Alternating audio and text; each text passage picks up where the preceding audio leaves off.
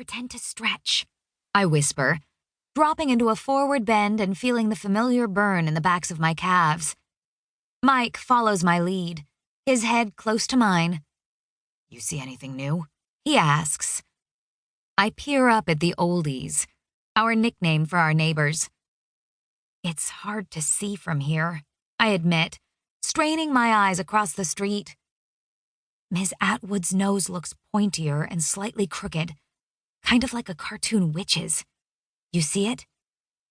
Mike peers up from his stretch. "Noted," he says.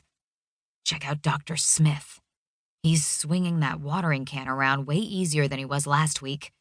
It's like his shoulder doesn't bother him anymore." Noted. I stand upright and stretch out my quads, signaling for Mike to do the same. I hear Billy scratching at the window, whimpering to get out and join us. "Sorry, bud. It's too hot." Billy stops scratching, as if he somehow understands, his eyes looking even sadder than normal. Sweet, brown eyes that have lost their sparkle since Dad died last year. It was Dad who first suspected that something was up with the oldies. "They're kind of creepy, don't you think?" He'd ask Mom and me at dinner. "It's kind of like they never age. They're old, but not old enough, if you know what I mean." "Leave those people alone, James," Mom would plead. "No one likes living across the street from a nosy cop." "What about a nosy daughter?"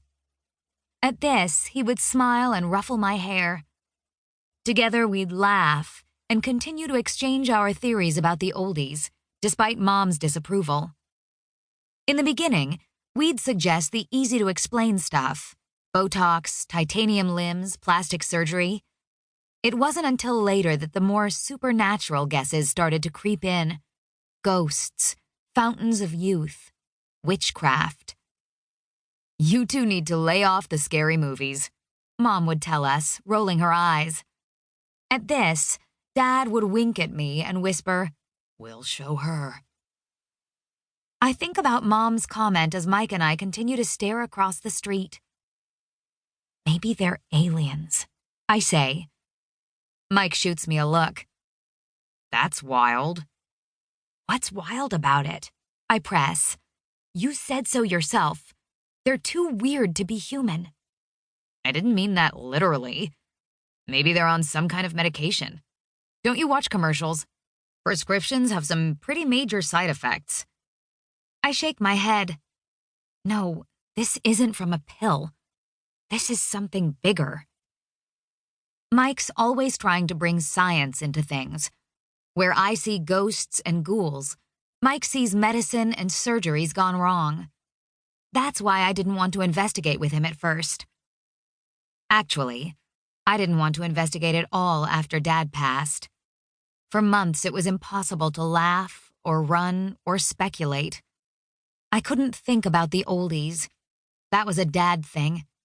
And Dad was gone. Spying felt pointless without him, and far too painful.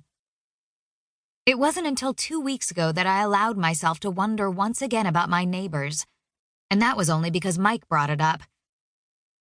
"Miss B looks different again," he told me one day on the walk to school. "And Miss Atwood's limping kind of funny." His usually smug face looked hopeful, his eyes genuine from underneath the brim of his signature Yankees hat. And all at once, it was as if a switch flipped in my brain. Dad would want this, I realized. Dad would want us to investigate. Just the thought made me feel close to him again, as if he wasn't really gone. I study Mike now as his shoulders stiffen. "What's up?" I ask. "I don't see Mr. Brown," he says, narrowing his eyes as he scans our street. Wait, you're right. Where is he?" "Make a note," Mike says. "We should go, though. They're starting to look at us." A chill seeps into my limbs despite the early June heat. I feel the weight of my neighbor's eyes without even looking at them. Mike lowers the brim of his hat.